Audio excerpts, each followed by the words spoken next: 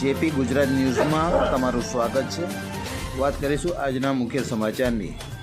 વડોદરા શહેરના નિજામપુરા મહેસાણા નગર 4 રસ્તા પાસે કલ્યાણ પુષ્ટિ ફાઉન્ડેશન એનજીઓ તરફથી છાશ વિતરણનું કાર્યક્રમ રાખવામાં આવ્યું હતું, જેના આયોજકો ગિલભાઈ અને ગોપાલભાઈ દ્વારા છાશ વિતરણનું કાર્યક્રમ રખાયું હતું।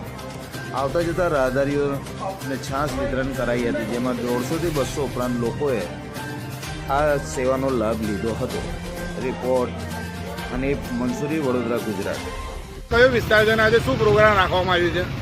આ મહેસાણા નગર સર્કલ પર કલ્યાણ પુષ્ટિ ફાઉન્ડેશનથી છાશ વિતરણનો પ્રોગ્રામ રાખવામાં આવ્યો છે। આજે ગરમીનો પ્રકોપ વધારે છે, માટે અમે મફત આવતા જતા રાહદારીઓ છાશ વિતરણ કાર્યક્રમ રાખ્યો છે। આ રામનવમી નિમિત્તે રાખવામાં આવ્યું છે। આજે રામનવમી છે એટલે એ કાર્યક્રમ અમે રાખ્યો છે। કેટલા વર્ષોથી રાખો છો તમે? 2022થી કાર્યરત છે કાર્યક્રમ। શું નામ તમારું? Gopal Panchal, ACB news manager.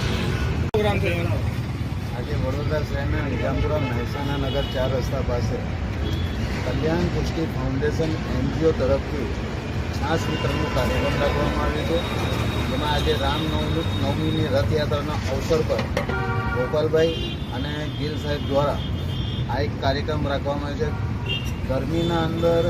ગરમીના પ્રકોપના કારણે અહીંથી આવતા જતા જે રાહદારીઓ છે તેમને છાશ વિતરણ કરીને આ એક અલગ રીતથી એનું આયોજન કરવામાં આવ્યું છે, જ્યાં અમને ગોપાલભાઈ અમને આમંત્રણ કર્યું હતું, તે હિસાબે અમે તેમની પાસે આવ્યા છે અને એમની આ સારી કામગીરી છે।